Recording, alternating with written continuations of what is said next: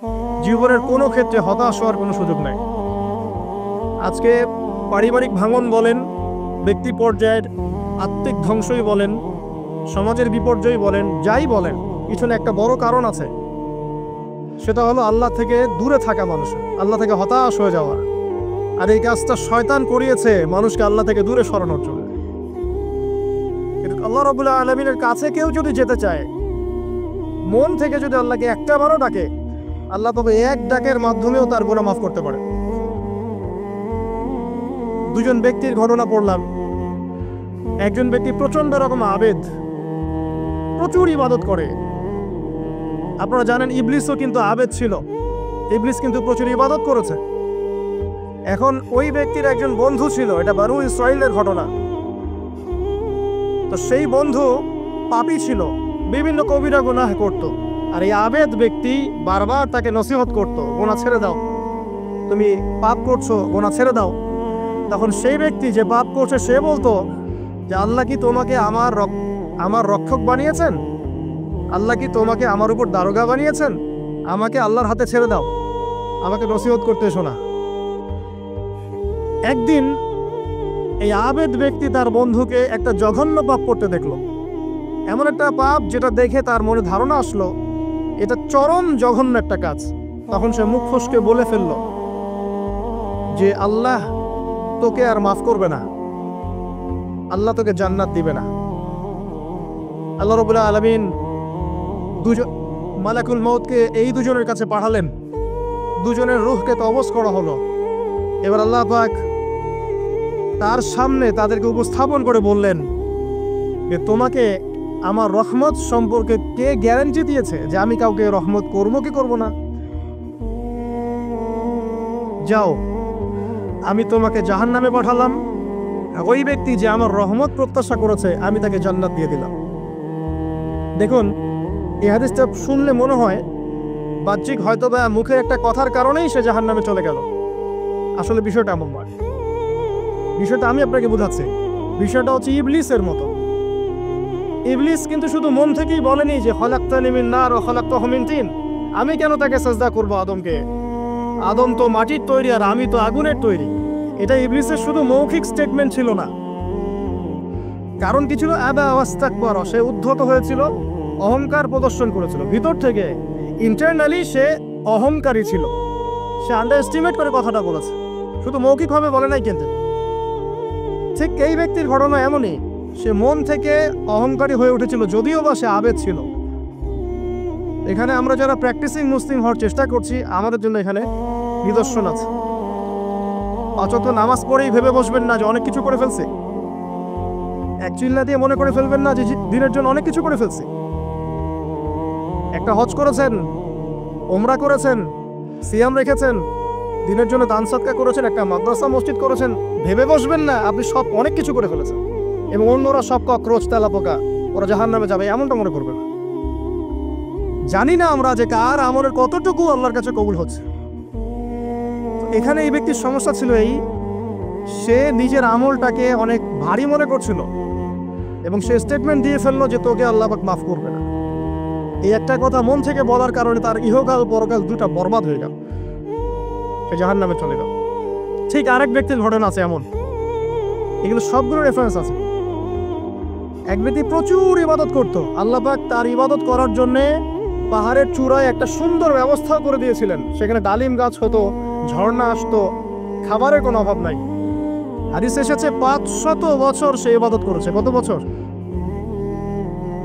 কিয়ামতের মাঠে এই ব্যক্তির অবস্থা এমন হবে, তাকে জান্নাতে প্রবেশ করানোর জন্য নিয়ে যেতে বলা হবে যাও আমার রহমতে জান্নাতে চলে যাও। আল্লাহ পাক তাকে কথাটা বলবেন, কিন্তু এই ব্যক্তি বলবে আমার আমলের কারণে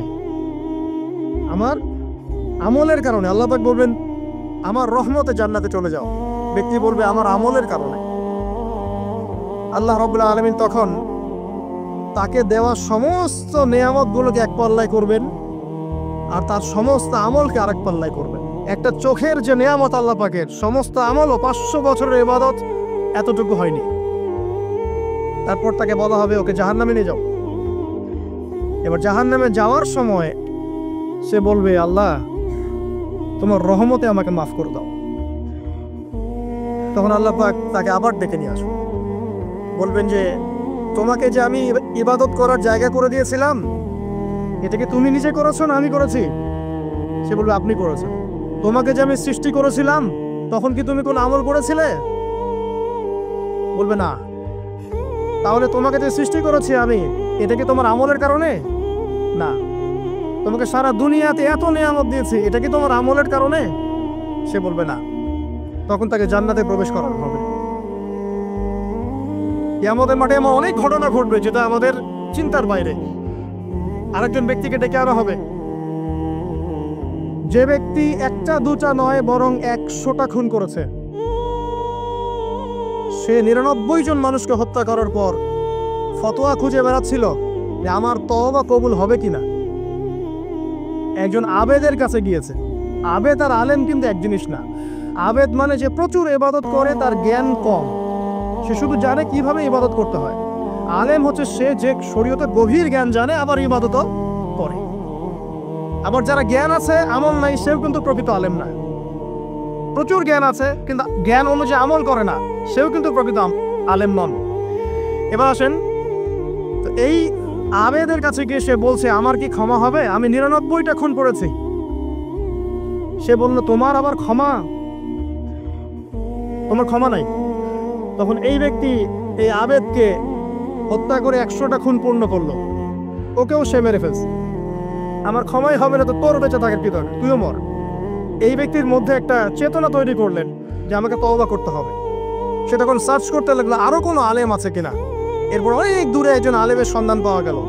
সে সেখানে গেল, তাকে গিয়ে বলল আমার কি ক্ষমা হবে? সে আলেম তাকে বলল হ্যাঁ, তোমারও ক্ষমা হতে পারে, যাও তুমি ইস্তেগফার করো এবং এই এলাকা থেকে অন্য এলাকায় চলে যাও। মানে যে এলাকায় তুমি অনেক দিন ছিলে, যেখানে তুমি অনেক পাপ কাজ করেছো, এখানে থাকার দরকার নাই। তওবা করে তুমি অন্য কোথাও চলে যাও, নতুন একটা জীবন শুরু করো। এখানে থাকলে হবে কি, তোমার স্মৃতিগুলো তোমাকে তাড়িয়ে বেড়াবে, মানুষ তোমাকে খারাপ নজরে দেখতেই থাকবে, তুমি তখন কষ্ট পাবে। এই জন্য তুমি চলে যাও। তো চলে যেতে যেতে সে রাস্তায় ইন্তেকাল করে। এবার তার রূহ নিবে কে? এই জন্য দুদল ফেরেশতা আসছেন, জান্নাতি এবং জাহান্নামী। তাদের মধ্যে বাক বিতর্কটা হচ্ছে কে রূহ নিয়ে যাবে। জাহান্নামের ফেরেশতারা বলছেন সে এতগুলো খুন করেছে, তার রূহটা আমরা নিব। আর জান্নাতি ফেরেশতারা বলছেন না, সে তওবা করতে এসেছিল, অতএব সে আল্লাহর অভিমুখী হয়েছে, তার রূহটা আমরা নিব। আল্লাহ পাক এখানে একটা কৌশল করলেন। আল্লাহ পাক ফেরেশতাদেরকে বললেন তোমরা রাস্তাটাকে পরিমাপ করে দেখো, যেদিকে যাচ্ছিল তার পরিমাপ বেশি নাকি যেখান থেকে এসেছে ওর পরিমাণ বেশি। আল্লাহ পাক জমিনকে আদেশ করলেন হে জমিন তুমি প্রশস্ত হয়ে যাও। এবার পরিমাপ করে দেখা গেল সে তওবার দিকে আসছিল, এর পরিমাণটা বেশি। একটা কাজের ওসিলা আল্লাহ পাক তাকে মাফ করে দেবে। মনে রাখবেন এটা মৌখিক বিষয় ছিল না, সে মন থেকে ভিতর থেকে কিন্তু সে আল্লাহর প্রতি অনুগত হয়েছে। এই মনের বিষয়টা আল্লাহ ছাড়া কেউ জানে না। আপনি দেখতে পারেন সমাজে অনেকে দাড়ি টুপি পাগড়ি জুব্বা সব লাগিয়ে ঘুরছে, বিশ্বাস করেন তাদের মনটা এমনও হতে পারে যে জানোয়ারের চেয়েও কুৎসিত, এমনও হতে পারে। আবার আপনি দেখবেন সমাজে এমন অনেক মানুষ ঘুরছে যারা হয়তো অনেক পাপে লিপ্ত মনে হচ্ছে, কিন্তু মনের মধ্যে সততা আছে। আর যার মনের মধ্যে সততা আছে আল্লাহ বা কোনো না কোনো দিন ইনশাআল্লাহ তাকে হেদায়েত দিবে। এটা আমরা আমাদের অভিজ্ঞতা থেকেও দেখেছি। এমন অনেক মানুষকে আমরা দেখেছি যে ড্রাগ অ্যাডিক্টেড ছিল, মিউজিক করেছে, হারাম সম্পর্কের মধ্যে ছিল, নামাজ ঠিক মতো পড়ে নাই, কিন্তু যখনই আল্লাহর কথা আলোচনা হতো দেখতাম সে খুবই শান্তভাবে মন থেকে কথা শুনছে। এই কথা শুনতে শুনতে শুনতে একদিন মাশাআল্লাহ এখন দেখবেন যে চিল্লা দিয়ে বেড়াচ্ছে বিভিন্ন মসজিদে। আল্লাহ হেদায়েত দিয়েছে, সব ছেড়ে দিয়েছে। এরকম মানুষের অভাব নাই কিন্তু সমাজে। তো এখানে আল্লাহ পাকের রহমত বা দয়ার একটা উজ্জ্বল দৃষ্টান্ত দেখতে পারবেন। ঠিক এরকম আরো একটা ঘটনা আছে বনু ইসরাইলের। এক ব্যক্তি এত পাপ করেছে যে শেষে মৃত্যুর সময় সে সন্তানদেরকে ডাকছে, ডেকে বলছে যে আমি যখন মারা যাব আমার লাশটাকে তোমরা কবর দিও না, যদি আল্লাহ পাক আমাকে ধরতে পারেন তাহলে খবর আছে আমার। কি করতে হবে? সে বলছে যে আমার দেহটাকে তোমরা পুড়িয়ে ফেলবে। এবং পুড়িয়ে ফেলার পরে ছাইগুলোকে একত্রিত করবা, করে অর্ধেক ছাই সমুদ্রে ভাসিয়ে দিবা, অর্ধেক ছাই বাতাসে উড়িয়ে দিবা। সন্তানরা তাই করলো। মৃত্যুর পর আল্লাহ পাক এই সমুদ্র এবং জমিনকে বাতাসকে আদেশ করলেন যে তোমরা ছাই জড়ো করে দাও। আর মানুষ আর জিন আল্লাহর কথা না শুনলেও এই প্রকৃতি আল্লাহ পাকের কথা শোনে। বিজ্ঞান বলে প্রকৃতি থেকে সব হচ্ছে। কি প্রকৃতি? প্রকৃতি কি, কাকে বলে? মানুষকে আল্লাহর ইবাদতকে বাদ দিয়ে প্রকৃতি পূজায় নিয়ে গেছে। এই পুরো প্রকৃতি আর মহাবিশ্বে এক আল্লাহর ইবাদত করে। কে সৃষ্টি করলো প্রকৃতি? প্রাকৃতিক ভাবে হয়েছে সবকিছু বলে, আল্লাহ থেকে হয়েছে বলা যাবে না। বললে আপনি মৌলবাদী হয়ে যাবেন। আল্লাহ শব্দ ইউজ করলে আপনি মৌলবাদী হয়ে যাবেন। ধর্মতাত্ত্বিক শব্দগুলোকে আস্তে আস্তে উঠিয়ে দেওয়া হয়েছে। দেখবেন যুক্তি, বিজ্ঞান, দার্শনিক শব্দগুলোকে আনা হয়েছে। এটাও টেকনিক্যালি করা হয়েছে।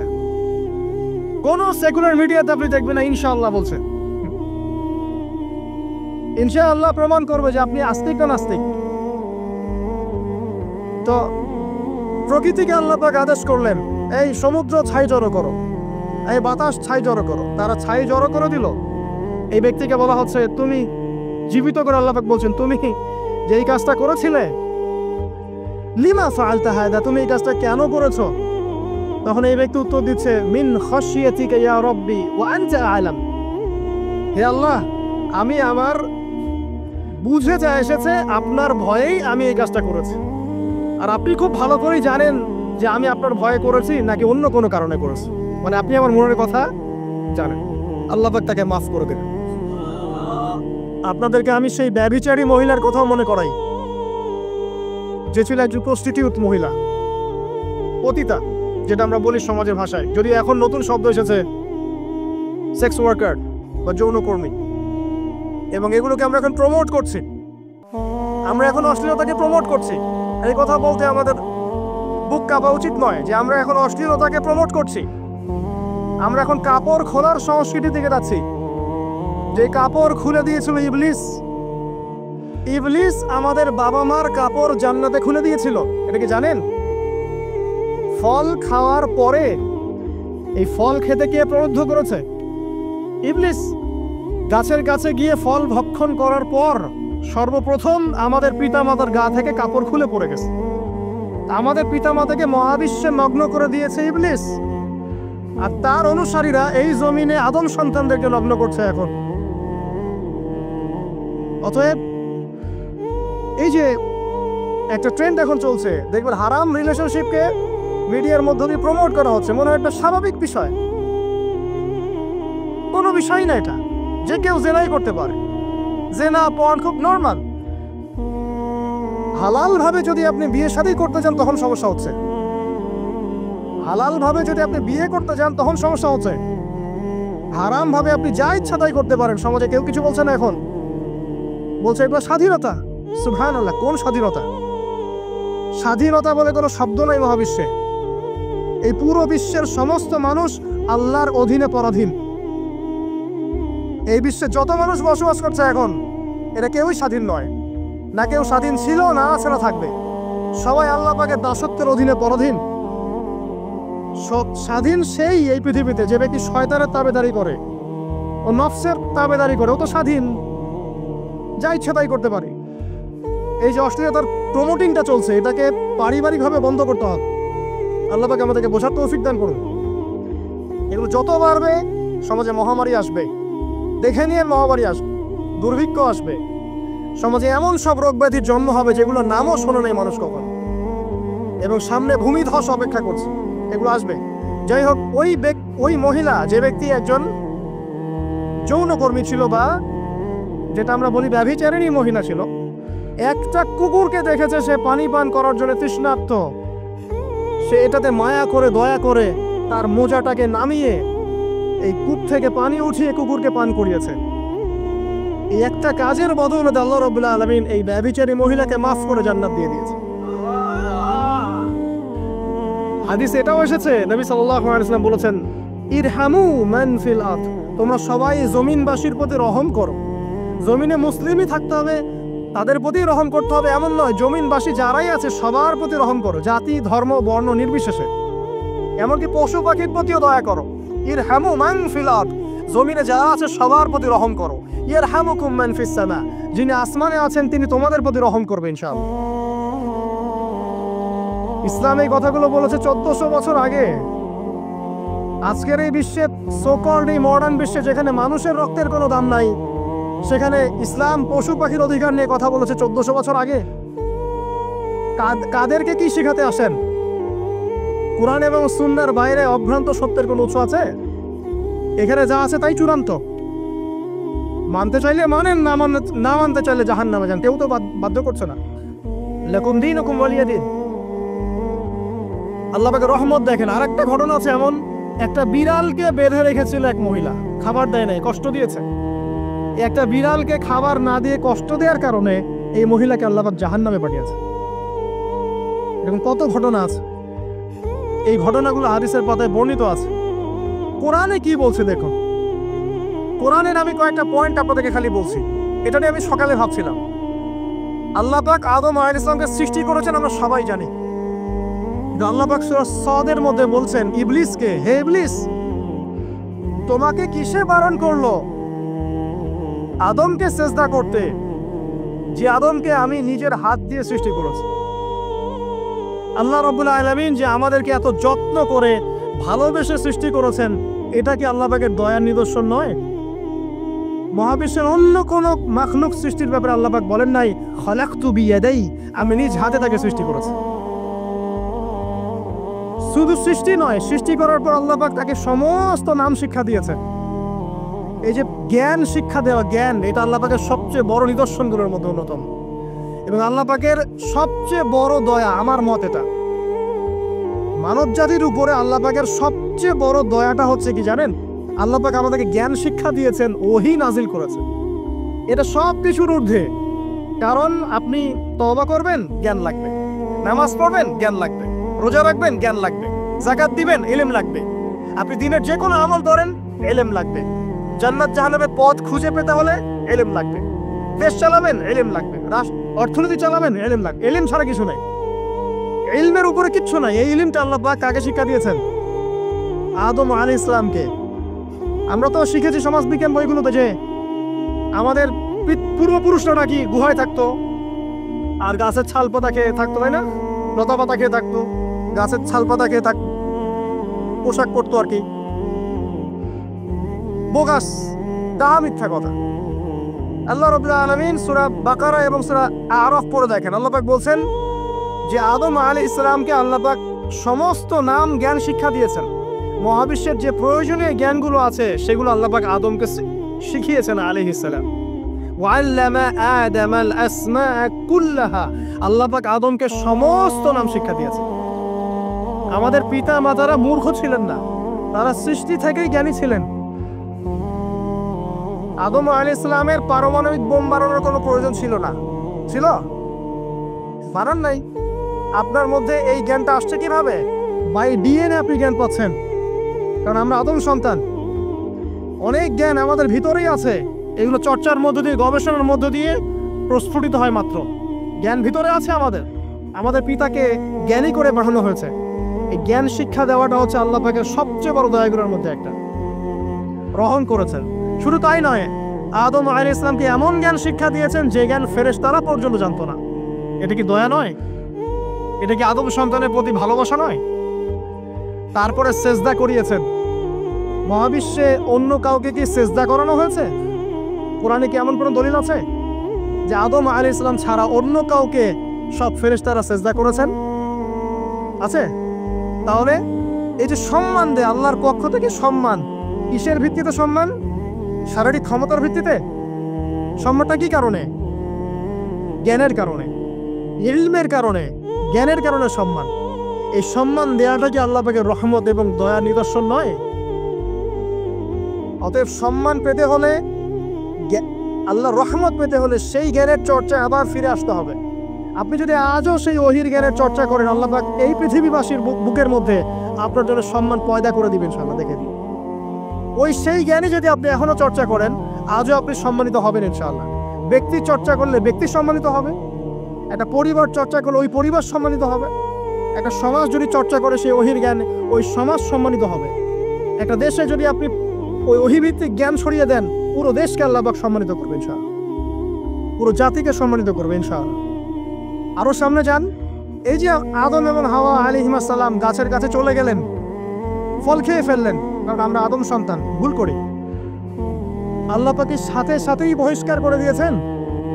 না, আল্লাহ পাক তওবা করার জন্য কালিমা শিখিয়ে দিয়েছেন। সুবহানাল্লাহ, তাদের কালিমা জানা ছিল না। আল্লাহ পাক বলছেন ফাতালাক্কা আদম মির রাব্বিহি কালিমাত, আল্লাহ পাকের কাছ থেকে আদম আলাইহিস সালাম কিছু বাক্য শিখে নিলেন, যেই বাক্য দিয়ে ফাতাবা আলাই, সে আল্লাহর কাছে তওবা করল। কোন সেই বাক্য? সূরা আরাফে আছে, রব্বানা যালামনা আনফুসানা ওয়া ইল্লাম তাগফির লানা ওয়া তারহামনা লানাকুনান্না মিনাল খাসিরিন। এই দোয়া কে শিখিয়ে দিয়েছে?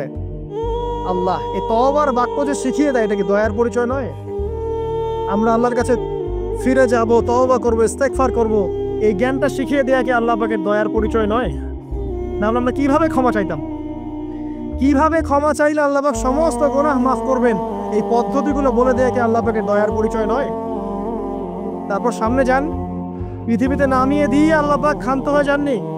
আল্লাহ রাব্বুল আলামিন আসমান থেকে হেদায়েতের গ্রন্থ পাঠিয়েছেন, বলেছেন এই গ্রন্থের মধ্যে যা আছে মেনে চললে তোমরা আবার জান্নাতে ফিরে আসবে ইনশাআল্লাহ। আল্লাহ পাক আদম এবং হাওয়া আলাইহিস সালাম এবং আদম সন্তান সবাইকেই সৃষ্টি করেছেন, উদ্দেশ্য হচ্ছে আল্লাহ পাক আমাদেরকে জান্নাত দিতে চান। আল্লাহ পাক চান যে আমরা যেন জান্নাতে যাই।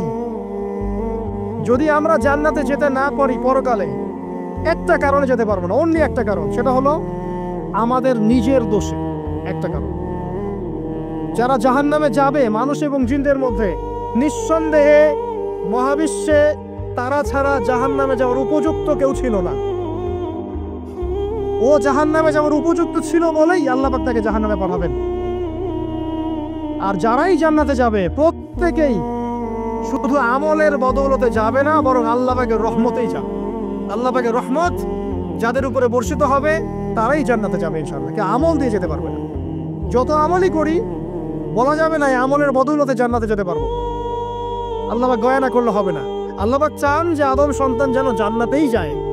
এই কারণেই সৃষ্টি করা, এই কারণেই আপনার ওহীভিত্তিক গ্রন্থগুলো পাঠানো, এই কারণে নবী রাসূল পাঠানো, আলেম ওলামা সৃষ্টি করা, মানুষকে সতর্ক করা, হায়াত দেয়া, বারংবার জীবনে চলতে ফিরতে আপনাকে অ্যালার্ম করা হয়, আল্লাহর পথে ফিরে আসেন, আল্লাহর পথে ফিরে আসেন।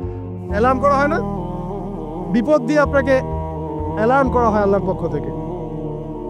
আপনি চলতে পথে হোঁচট খান, আল্লাহ আপনাকে অ্যালার্ম দেন, ফিরে আসো। চলছেন বিপথে, আল্লাহ পাক অ্যালার্ম দেন, ফিরে আসো। আল্লাহ পাকের পক্ষ থেকে কিন্তু এগুলো আসে।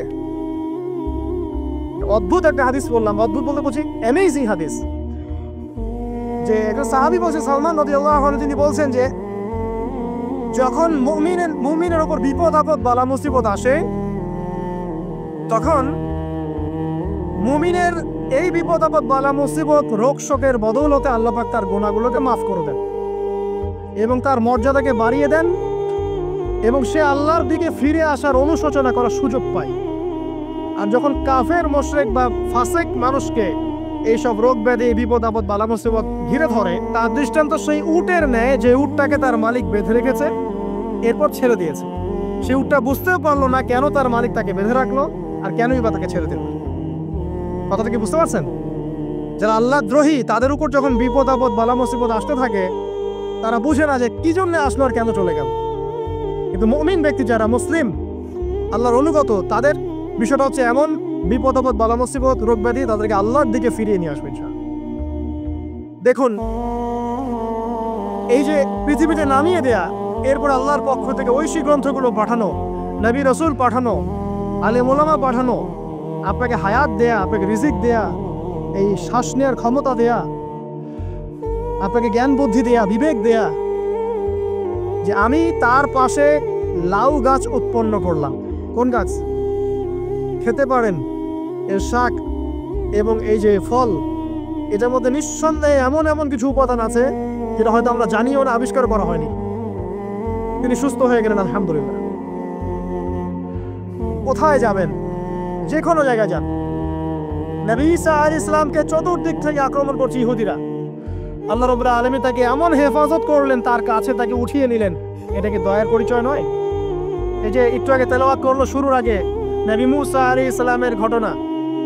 বনু ইসরাইল একটার পর একটা অবাধ্যতা করেই গেছে। আল্লাহ পাক তারপরেও তাদের কাছে নবী পাঠিয়েছেন, নবী মুসাকে পাঠিয়েছেন।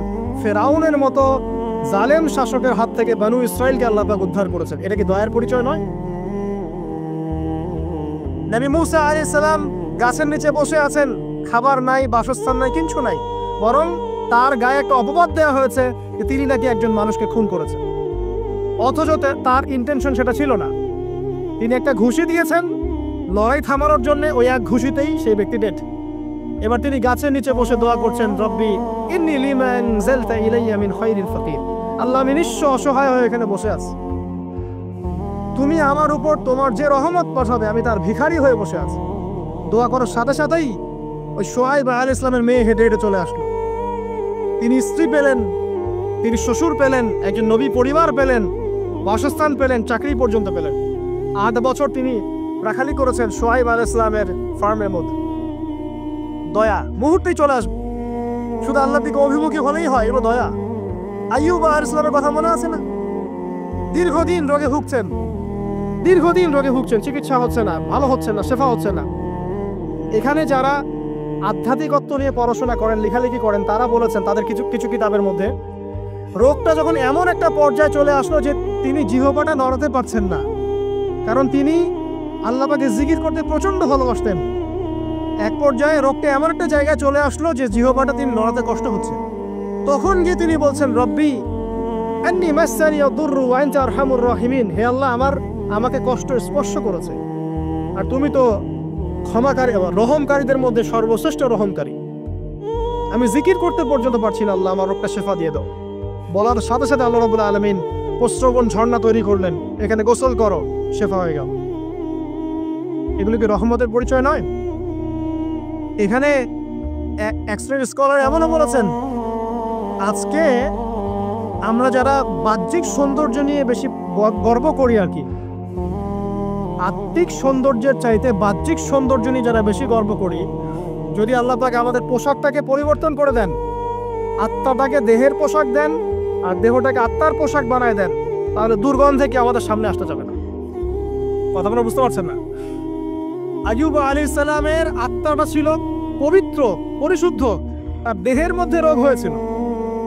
আর এই পুরো বিশ্বের ম্যাক্সিমাম লোকের মানুষের রোগ এখন আত্মায়, দেহে নয়। আবার বলছি, হয়তো বুঝতে পারছেন না। আইয়ুব আলাইহিস সালামের রোগটা হয়েছিল দেহে, বাইরে। তার আত্মা ছিল পবিত্র, পরিশুদ্ধ আত্মা। দেহের রোগের একটা পর্যায়ে যখন জিহ্বাটায় ইফেক্ট হলো, তখন জিকির করতে তার কষ্ট হচ্ছে, তখন তিনি দোয়া করছেন, আল্লাহ আমার এই রোগটাকে শেফা দিয়ে দাও। আর এখনকার পুরো জেনারেশন, এই সভ্যতার রোগ হচ্ছে ভিতরে, আত্মায়। দেহের রোগের চাইতে তার আত্মার রোগটা বেশি। এখন এই আত্মাটাকে যদি দেহ বানিয়ে দেওয়া হয় আর দেহটাকে আত্মার পোশাক পরিয়ে দেওয়া হয়, দুর্গন্ধে কেউ সামনে আসতে চাবে না। তাই আইয়ুব আলাইহিস সালামের সেই দোয়া এখন আমাদের বেশি করা উচিত। রব্বি আন্নী মাসসানিয়া দুররু ওয়া আনতা আরহামুর রাহিমিন। আল্লাহ, আমাদের আত্মায় রোগ এসেছে, এটাকে তুমি শেফা দাও। দেহের রোগ লেস ইম্পর্টেন্ট, আত্মার রোগটা বেশি ইম্পর্টেন্ট। এরকম নিদর্শন কোরআনের পাতায় পাতায় ছড়িয়ে আছে। আসহাবুল কাহফ, পুরো সমাজ ওদেরকে মেনে নিচ্ছে না, গুহায় চলে গেলেন, ঘুম পাড়িয়ে দিলেন আল্লাহ পাক। 309 বছর, কত বছর? 309 বছর একটা দোয়ার বদৌলতে। তারা বলেছিল, রব্বানা আতিনা মিন লাদুনকা রাহমা ওয়া হাইয়্যি লানা মিন আমরিনা রাশাদা। আল্লাহ পাক শুধু ঘুম পাড়িয়ে রাখলেন না, তাদের মধ্য দিয়ে আল্লাহ পাক পুরো একটা সভ্যতাকে হেদায়েত করে দিলেন। আলহামদুলিল্লাহ। যে সভ্যতা বিশ্বাস করতো না যে পরকাল বলে কিছু আছে, দাকিয়ানুস বাদশার সেই জুলুম থেকে আল্লাহ পাক এই 10 জন বা 9 জন যুবককে বাঁচালেন, ওদেরকে কিয়ামত পর্যন্ত কোরআনের পাতায় স্থান দিলেন, নিদর্শন বানালেন, এবং তাদের মধ্য দিয়ে একটা পুরো সভ্যতাকে হেদায়েত দিলেন। সুবহানাল্লাহ। যেখানে যাবেন এই নিদর্শন। আর কার কথা বলবো? যুলকারনাইন, মনে আছে? কোন সূরা আছে যুলকারনাইনের কথা? সূরা কাহফ। আল্লাহ পাক তাকে এমন রহমত করেছিলেন যে মাশরিক মাগরিব, মানে পূর্ব পশ্চিম পর্যন্ত তাকে রাজত্ব দিয়ে দিয়েছে। আজকে তো আমরা এই সামান্য একটু ক্ষমতা পেলেই আমাদের কেউ চেনে না, গায়ে হাতই দেওয়া যায় না, ঠিক আছে? মানে তখন সে নিজেকে মনে করে যে সে এই পৃথিবীর সবকিছু, বাকি মানুষের মানুষ না। ক্ষণস্থায়ী সামান্য একটু ক্ষমতা দিয়ে দেখবেন আমাদের অবস্থা খারাপ। প্রত্যেকের ধর্মতাত্ত্বিক ক্ষেত্রেও যদি কাউকে আপনি ক্ষমতা ধর আলেম মনে করেন, দেখবেন অহংকারে বাঁচতেছেন। কারো একটু পপুলারিটি হয়ে গেছে, দেখবেন অহংকারে বাঁচতেছেন। আইওয়াস শোডাউনের জামানত এটা, যে যত পারে মানুষকে দেখাতে পারলে বাঁচে। কাজ হবে 5%, 95% হচ্ছে আইওয়াস। যে কোনো জায়গায়, ধর্মতাত্ত্বিক জায়গা বলেন, social, economical, political, world affairs, কাউকে যদি আল্লাহ পাক যাররা পরিমাণ একটু ক্ষমতা দিয়ে দিয়েছেন, বাস তাকে আর চেনা যায় না। যুলকারনাইনকে আল্লাহ পাক আলাইহিস সালাম মাশরিক মাগরিবের ক্ষমতা দিয়েছিলেন। এত দাপট ছিল তার, যেদিকে সেনাবাহিনী নিয়ে যেতেন সেদিকে বিজয় করতে পারতেন। পড়ে দেখেন। আর এই ব্যক্তি কিন্তু আলেকজান্ডার দ্য গ্রেট নয়। পশ্চিমারা এখানে আবার একটা ষড়যন্ত্র করেছে। তারা বলে এই ব্যক্তি ছিল আলেকজান্ডার দ্য গ্রেট। এটা ভুয়া কথা।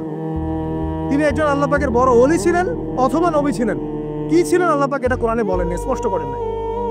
তা আমরা ধরে নিচ্ছি আল্লাহ পাকের তিনি একজন শুকরগুজার বান্দা ছিলেন। তাকে একটা কওম বলছে যারা পাহাড়ের মাঝখানে থাকতো, ইয়া যুলকারনাইন, হে যুলকারনাইন, ইন্না ইয়াজুজ ওয়া মাজুজ মুফসিদুনা ফিল আরদ, ইয়াজুজ আর মাজুজের সভ্যতা জমিনে ফাসাদ সৃষ্টি করছে। ফাহাল নাজআলু লাকা খারাজান আলা আন তাজআলা বাইনানা ওয়া বাইনাহুম সাদ্দা, আমরা কি তোমাকে একটু ট্যাক্স দিব, খাজনা দিব, যে খাজনার বদলতে তুমি একটা প্রাচীর নির্মাণ করে দিবে, যে প্রাচীর নির্মাণ করলে ওরা আর আমাদের কাছে আসতে পারবে না। তখন এই প্রতাপশালী বাদশার স্টেটমেন্ট হচ্ছে এই, ক্বালা মা মাক্কান্নি ফীহি রাব্বি খায়র, আল্লাহ আমাকে যা দিয়েছেন তার পক্ষ থেকে এটা যথেষ্ট, তোমাদের এসব ট্যাক্সের দরকার নেই আমার। আল্লাহ পাকের রহমত দেখেন। ঠিক খিজির আলাইহিস সালামকে দেখবেন, ওই তিনটা ঘটনা মনে আছে না? নৌকা ফুটা করা, বাচ্চাকে হত্যা করা, আর হচ্ছে কি ওই যে কি দেয়াল নির্মাণ করা। সূরা কাহফ আজকে বাসায় গিয়ে পড়েন। তাকে আল্লাহ পাক ভবিষ্যতের জ্ঞান দেখাচ্ছেন, ভবিষ্যতে কি হবে, যে জ্ঞানটা মূসা আলাইহিস সালামকে আল্লাহ পাক দেখাচ্ছেন না। মূসা আলাইহিস সালাম বলছেন কেন নৌকা ফুটা করলেন, কেন বাচ্চাকে হত্যা করলেন, কেন এই প্রাচীর নির্মাণ করলেন। আর খিদর আলাইহিস সালাম বলছেন যে জ্ঞান আল্লাহ তোমাকে দেন নাই তা আল্লাহ পাক আমাকে দিয়েছেন। আমি এই কারণে নৌকা ফুটা করছি, কারণ নৌকা ফুটা না করলে ভবিষ্যতে এই নৌকাটা সিজ করা হবে, ছিনতাই করা হবে। বাচ্চাটাকে হত্যা করেছে এই কারণে, এই বাচ্চা বড় হলে বড় কাফের হতো। দেয়াল নির্মাণ করেছে এই কারণে, এই দেয়ালের নিচে এই বাচ্চাদের, এতিম দুই বাচ্চার গুপ্তধন রাখা আছে, ওর বাবা মা রেখেছে। এটা তুমি জানো না, আমি জানি। এটা জানার পরে তিনি অহংকার করছেন না, তিনি বলছেন রাহমাতাম মির রাব্বি, এই জিনিসটা আমার রবের রহমত, আমার প্রতি দয়া। দুই শ্রেণীর মানুষ আপনি পাবেন। এক, যারা তাদের স্ট্যাটাস, প্রতিপত্তি, জ্ঞান এসবের অহংকার প্রদর্শন করবে। আর এক শ্রেণী যারা এগুলো আছে, যাদের এগুলো আছে, বাট তারা বলবে এগুলো হাযা মিন ফাদলি রাব্বি, এগুলো আমার রবের রহমত। এখানে সফল দ্বিতীয় শ্রেণীর মানুষ, প্রথম শ্রেণীর নয়। ইউসুফের কথা মনে আছে? আলাইহিস সালাম কুয়ায় ছিলেন, কুয়ায়, কুয়া থেকে জেলে, কুয়া থেকে রাজপ্রাসাদে, সেখান থেকে জেলখানায়। জেলখানার একটা মানুষ যে পরবর্তীতে মিশরের শাসক হবে, কেউ কি ভেবেছিল? কেউ ভেবেছিল? ওই সময় কেউই ভাবে নাই। কিন্তু ওই মানুষটাকে আল্লাহ রাব্বুল আলামিন মিশরের রাজত্ব দিয়েছেন, যার মধ্য দিয়ে আল্লাহ পাক হাজার হাজার লক্ষ লক্ষ মানুষকে দুর্ভিক্ষের হাত থেকে বাঁচিয়েছেন। আল্লাহ পাকের পরিকল্পনা, রহমত দেখেন। প্রত্যেক আম্বিয়া কেরামের জীবনী পড়ে দেখেন, এরকম রহমতের অসংখ্য নিদর্শন কোরআনে এবং হাদিসে আছে। এখন শেষ করার আগে, এটা বলতে থাকলে অনেক সময় চলে যাবে, নামাজের সময় চলে যাবে, আমরা শেষ করছি। আমরা আসলে এখন যদি আল্লাহর রহমত পেতে চাই এবং আমাদের জীবনটাকে আল্লাহ পাকের আনুগত্যে, দাসত্বে, অহংকার মুক্তভাবে তওবা ইস্তেগফারের মধ্য দিয়ে কাটাতে চাই, তাহলে আসলে কি কি পয়েন্টস আমাদের কাজ করা দরকার, জাস্ট পয়েন্টসগুলো বলছি। এক নম্বর হচ্ছে জ্ঞান অর্জন করতে হবে। যে জ্ঞান আল্লাহ পাক আদম আলাইহিস সালামকে শিখিয়েছেন, ওই জ্ঞান চর্চা যদি আমরা বাড়াই, কোরআন সুন্নাহ ওহীর জ্ঞানের চর্চা যদি আপনারা বাড়াই, ইনশাআল্লাহ, ঠিক আছে, লাগবে না 15 মিনিট, আমি 5 মিনিট শেষ করছি। ওহীর জ্ঞানের চর্চা যদি আমরা বাড়িয়ে দেই, দেখবেন ইনশাআল্লাহ আল্লাহ পাক আপনার সম্মান, আপনার রিজিক, আপনার প্রতি করুণা, দয়া, মায়া, মহব্বত সব বাড়িয়ে দেবেন ইনশাআল্লাহ। এটা প্রথম পয়েন্ট। প্রিয় ভাইয়েরা, যারা আজকে লেকচার শুনছেন বা যারা পরবর্তীতে অনলাইনে শুনবেন, ওহীর জ্ঞানের চর্চা। আমি বলছি না আপনি ডাক্তার হবেন না, ইঞ্জিনিয়ার হবেন না, জেনারেল লাইনে পড়বেন, এই কথা আমি বলতে যাবো না কখনো। কারণ আমি জানি, আর কেউ বলুক না বলুক, অ্যাটলিস্ট আমি জানি এই ওয়ার্ল্ডকে ডিল করতে হলে বর্তমান এইসব আধুনিক জ্ঞানের কোনো বিকল্প নাই। কিন্তু এই জ্ঞানটার সাথে কোরআন সুন্নাহর জ্ঞান থাকতেই হবে। যখন এই দুইটা জ্ঞান একত্রিত হবে, ইনশাল্লাহ এই জাতিকে ঠেকানোর কেউ থাকবে না ইনশাল্লাহ। এই সহজ সরল কথাটা আমরা বোঝাতে ব্যর্থ হচ্ছি, অথবা কিছু মানুষ ইন্টেনশনালি এটাকে ঘুরিয়ে ফিরে উল্টা ব্যাখ্যা করছে। আর হ্যাঁ, এটা স্বীকার করছি কিছু মানুষ আছে, কিছু ব্যাকডেটেড থিঙ্কিংস আছে আমাদের মধ্যে, যে আমরা আধুনিক শিক্ষাটাকে অনেক সময় গুরুত্ব দিচ্ছি না। এটা ঠিক নয়, এটা আমার মত। পরিবেশ বজায় রেখে, ইসলামী পরিবেশ বজায় রেখে আধুনিক শিক্ষায় শিক্ষিত হতে কোনো সমস্যা আছে? আর আধুনিক এই শিক্ষাগুলো অনইসলামিক শিক্ষা নয়। আপনি যে কোনো এডুকেশনের বেসে যান, ম্যাথামেটিক্সে যাবেন, অ্যালজেব্রায় যাবেন, আপনি কেমিস্ট্রিতে যাবেন, ফিজিক্সে যাবেন, বায়োকেমিস্ট্রি যাবেন, জ্যোতির্বিজ্ঞানে যাবেন, মেডিকেল সায়েন্স, প্রত্যেকটাতে দেখেন মুসলিমদেরকে খুঁজে পাবেন। আপনি প্রত্যেকটা গোড়াপত্তন গিয়ে আপনি দেখবেন মুসলিমদের হাতেই হয়েছে। আব্বাসীয় খেলাফত যখন ছিল, তখন এই বাগদাদ ছিল জ্ঞানের রাজধানী। ওইরকম লাইব্রেরি কি বিশ্বে আর কখনো হয়েছে? এখন আমরা মনে করছি জ্ঞানের লাইব্রেরি মনে হয়, জ্ঞানের রাজধানী মনে হয় ব্রিটেন, হার্ভার্ড, কেমব্রিজ, অক্সফোর্ড। এটা কবে এসেছে ইতিহাসে? ইতিহাস কি 100 বছরের? হাজার হাজার বছর চলে গেছে। হিস্ট্রি পড়েন। এখানে আমার কথা হচ্ছে একদম clear and neat and clear যে আমাদেরকে উভয় দিকের জ্ঞানই অর্জন করতে হবে, বোধ কোরআন সুন্নাহ এবং আধুনিক জ্ঞান। এই দুটো জ্ঞান যখন আপনি একত্রিত করবেন, ইনশাআল্লাহ দেখবেন আল্লাহ চাইতো কোরআন এবং সুন্নাহকে হাতে নিয়ে এই বিশ্বের চ্যালেঞ্জগুলোকে ফেস করা যাবে ইনশাআল্লাহ। আল্লাহ পাক তৌফিক দান করুন। আমি প্রথম যেটা বিষয়, আল্লাহ পাকের রহমত পেতে হলে আল্লাহর ওহীভিত্তিক জ্ঞানের চর্চা বাড়াতে হবে।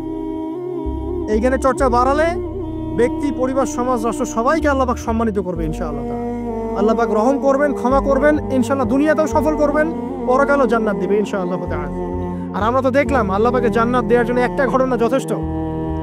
একটা কুকুরকে পানি পার করিয়েছে, একবার খালি বলেছে আল্লাহ তোমার ভয়েই কাজ করেছে, বাস।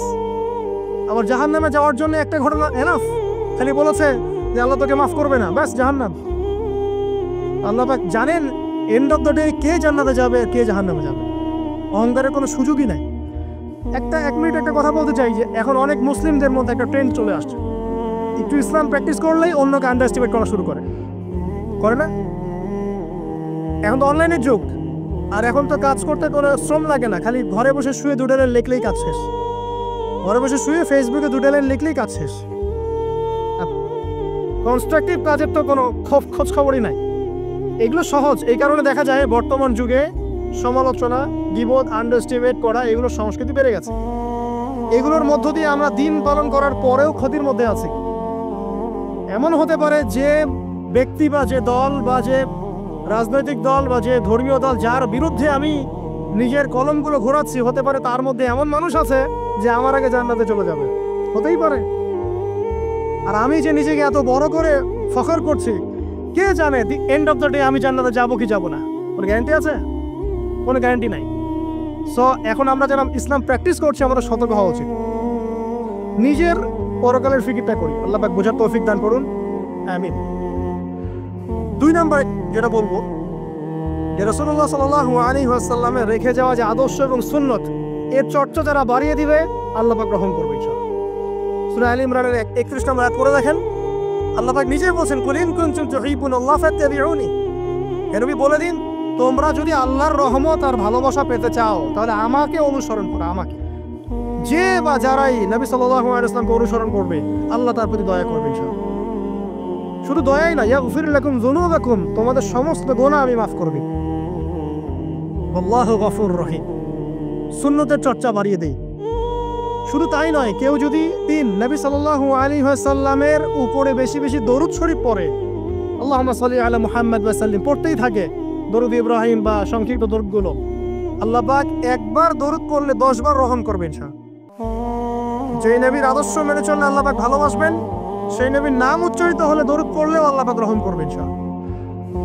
4, সৃষ্টির সেবা করলে রহম পাওয়া যাবে। আল্লাহ পাক বলছেন, তোমরা সৃষ্টির সেবা করো, মানবতার সেবা করো, জমিনবাসী যারা আছে ওদের প্রতি রহম করো, আল্লাহ তোমাদের প্রতি রহম করবেন ইনশাআল্লাহ। 5, রহমত পেতে হলে আল্লাহর জিকির বাড়িয়ে দিতে হবে। আল্লাহর জিকির মানে সকাল সন্ধ্যা আল্লাহ পাকের যত জিকির আজগার আছে এগুলো ছাড়া যাবে না। চলতে ফিরতে অলওয়েজ আল্লাহকে ডাকতে হবে, সুবহানাল্লাহ, আলহামদুলিল্লাহ, ওয়ালা ইলাহা ইল্লাল্লাহ, আল্লাহু আকবার, লা হাওলা ওয়ালা কুওয়াতা ইল্লা বিল্লাহ। যে কাজ আপনি করছেন ওই কাজের মধ্যেই জিকির বাড়াতে হবে। যে যত বেশি আল্লাহ পাকে জিকির করবে তার কলব তত জিন্দা থাকবে, এবং যার কলব জিন্দা থাকবে, যার কলবের মধ্যে নূর থাকবে, আল্লাহ পাকের নূর তার কলবে আসবে ইনশাআল্লাহ তাআলা। 6, বেশি বেশি কোরআন তেলাওয়াত বাড়িয়ে দিতে হবে। কোরআন তেলাওয়াত যারা বাড়িয়ে দিবে এই কোরআনের বদৌলতে আল্লাহ পাক তার প্রতি রহম করবে ইনশাআল্লাহ। আরো বলবো 7 নাম্বার যে সালাত এর কোনো বিকল্প নাই। নবী সাল্লাল্লাহু আলাইহি ওয়াসাল্লাম ইন্তেকালের আগ মুহূর্তে বলে যাচ্ছেন আসসালাত ওয়াসসালাত ওয়া মা মালাকাত আইমানুকুম, নামাজের যত্ন নিও আর তোমাদের অধীনস্থ যারা আছে ওদের ব্যাপারে খেয়াল রেখো। নামাজ নাই ইসলাম নাই, নামাজ আছে তো ইসলাম আছে। তো নামাজের তাবেদারি যারা করবে, 5 ওয়াক্ত নামাজ ঠিকঠাক মতো করবে, ইনশাআল্লাহ অবশ্যই আল্লাহ পাক তাদের প্রতি রহম করবেন ইনশাআল্লাহ। আরো বলতে চাই তাহাজ্জুদের কথা।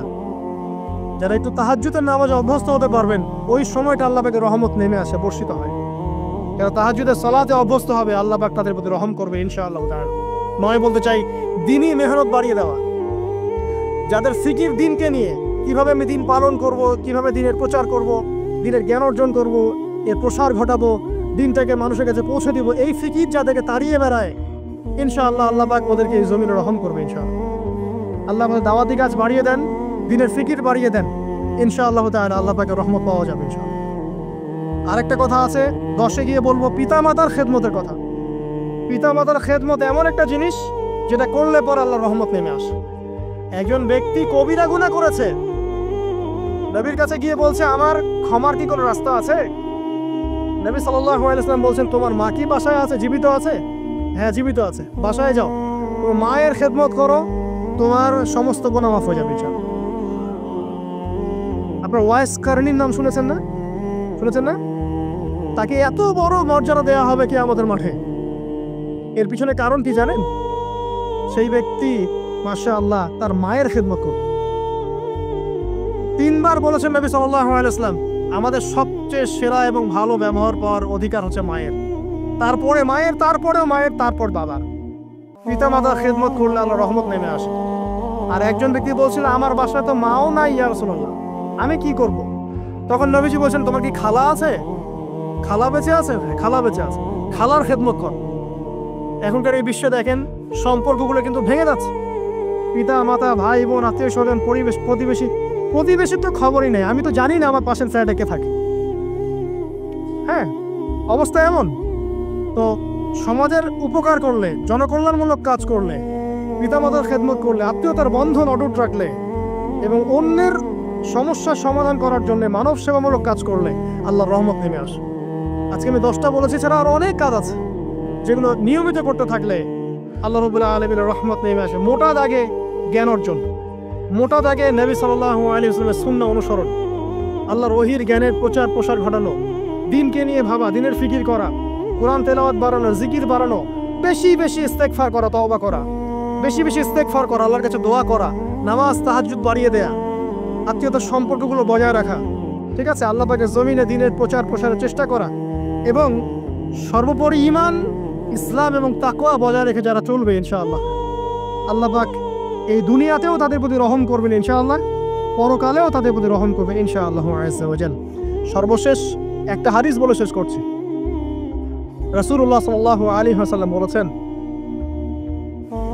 আল্লাহ রাব্বুল আলামিন যখন এই পুরো মহাবিশ্ব সৃষ্টি করেছেন তার রহমতটাকে তিনি 100 ভাগে ভাগ করেছেন। কত ভাগে? 100 ভাগে। তার অনলি একটা ভাগ, মাত্র একটা ভাগ আল্লাহ রাব্বুল আলামিন পুরো মহাবিশ্ব ছড়িয়ে দিয়েছেন, এক ভাগ। আর আপনাদেরকে আমি অন্য একটা লেকচারে বলেছিলাম, সমুদ্রের ধারে যখন আপনি হাঁটবেন বা নদীর তীরে যখন আপনি হাঁটবেন, ওখানে একটা বালুর যে পরিমাণ অবস্থান, এই পুরো মহাবিশ্বে কিন্তু পৃথিবীর অবস্থান তার চেয়েও কম। যারা সায়েন্স পড়েছেন তারা জানেন পুরো মহাবিশ্বে পৃথিবীর অস্তিত্ব এর চেয়েও কম, একটা বালুর কণার চেয়েও কম। মহাবিশ্ব এত বড়, এই পুরো মহাবিশ্বে আল্লাহ পাক এক ভাগ রহমত বন্টন করে দিয়েছে সৃষ্টিজীবের মধ্যে। এতে করে আপনি দেখবেন একটা কুকুর পর্যন্ত তার বাচ্চাকে কিন্তু আদর করে, একটা গাভী তার বাচ্চার গা পরিষ্কার করে, তাই না? আর আমরা তো আমাদের বাচ্চাদের জন্য যা করি আপনারা দেখতে পাচ্ছেন। বাকি 99 ভাগ রহমত আল্লাহ রাব্বুল আলামিন তার নিজের কাছে গচ্ছিত রেখেছেন, যা দিয়ে কিয়ামতের মাঠে আল্লাহ পাক বান্দাদেরকে মাফ করবেন ইনশাআল্লাহ। অতএব সর্বশেষ কথা হচ্ছে, আমরা যারা আল্লাহ থেকে দূরে আছি, হতাশ হওয়ার কোনো কারণ নাই। লা তাকনাতু মির রাহমাতিল্লাহ। নামাজ পড়ছেন না, আজকেই ফিরে আসেন। রোজা রাখেন নাই, আজকেই ফিরে আসেন। নামাজ এবং রোজা যা রাখেন নাই, ক্যালকুলেট করেন কত ওয়াক্ত নামাজ পড়েন নাই, কত মাসে রোজা রাখেন নাই, রাখার কাজা করার চেষ্টা করেন। যাকাত দেন নাই, হিসেব করেন, যাকাত দিয়ে দেন। সুদ খেয়েছেন, তওবা করে আজকেই ফিরে আসেন। জেনা করেছেন, আজকেই ফিরে আসেন। মানুষকে ঠকিয়েছেন, তার টাকা ফেরত দিয়ে দেন। সম্পত্তি জোর করে আত্মসাৎ করেছেন, ফেরত দিয়ে দেন। কাউকে গালি দিয়েছেন, গোপনে তাকে গিয়ে বলেন, ভাই আপনাকে গালি দিয়েছিলাম, আমাকে মাফ করে দিন। আজকেই ফিরে আসেন। লা তাকনাতু মির রাহমাতিল্লাহ, ইন্নাল্লাহা ইয়াগফিরু যুনুবা জামিআ। আল্লাহ পাক সমস্ত গুনাহ মাফ করবেন ইনশাআল্লাহ। অতএব তরুণ সমাজে যারা হতাশ, পাপে নিমজ্জিত আছো, নামাজ পড়ছো না, হারাম অ্যাফেয়ার্সে আছো, মাদক খাচ্ছ, এইসব অশ্লীল কাজে সময় নষ্ট করছো, বেপরদায় ঘুরছো, হ্যাঁ, পিতামাতার সাথে রুড বিহেভ করছো, তোমার বয়সটাকে নষ্ট করছো, দিনের জন্য 3 দিন সময় লাগাতে পারলে না, কোরআন পড়া শিখতে পারলে না, কিছুই করছো না, হতাশ হয়ে না। মন থেকে, ভিতর থেকে আল্লাহকে ডাকো। মন থেকে আল্লাহকে ডেকে একটা বার আল্লাহ থেকে ফিরে এসে দেখো, ইনশাআল্লাহ তাআলা দেখবা এখানে যে শান্তি আছে, সারা দুনিয়ার কোথাও সে শান্তি পাবা না। এবং এই শান্তি নিয়ে তুমি যদি দুনিয়ার জীবন শেষ করতে পারো, তোমার কবর হবে শান্তিময়, তোমার হাসর হবে শান্তিময়, উলসিরাত শান্তিময় হবে ইনশাআল্লাহ। হাসতে হাসতে তুমি জান্নাতে চলে যাবে ইনশাআল্লাহ। আমরা আজকের মতো এখানে শেষ করছি এই দোয়া করে, আল্লাহ রাব্বুল আলামিন আমাদের সবাইকে রহম করেন এবং তার রহমত পাওয়ার জন্য যোগ্য হওয়ার তৌফিক আল্লাহ পাক আমাদেরকে দান করেন। এবং যেই কাজগুলো করলে পরে আল্লাহর রহমত থেকে মানুষ বঞ্চিত হয়, এই কাজগুলো দূরে থাকার তৌফিক আল্লাহ রাব্বুল আলামিন আমাদের সবাইকে দান করেন। আমিন। أقول قولي هذا أستغفر الله لي ولكم ولسائر المسلمين. بارك الله لنا ولكم بالآية الحكيم. إنه تعالى جواد كريم بر رؤوف رحيم. السلام عليكم ورحمة الله.